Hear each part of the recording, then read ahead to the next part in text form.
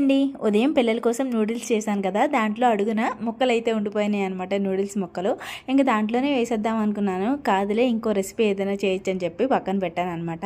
Evening snack లాగా పిల్లలకైతే noodles omelette అయితే వేస్తున్నాను. ఫస్ట్ అయితే విరిగిపోయిన ముక్కల్ని ఇంకా విరగొట్టాలి, ఒక నలిపితే ఇంకా చిన్న ముక్కలు అయిపోతాయి అనమాట. వాటిలో కట్ చేసిన క్యాప్సికమ్ ముక్కలు, టమాటా ముక్కలు, ఉల్లిపాయ ముక్కలు, ఇంకా పచ్చిమిర్చి ముక్కలు, ఇంకా ఉంటే పుదీనా కొత్తిమీర కూడా వేసుకోండి. నా దగ్గర పుదీనా ఉందని వేసుకున్నాను.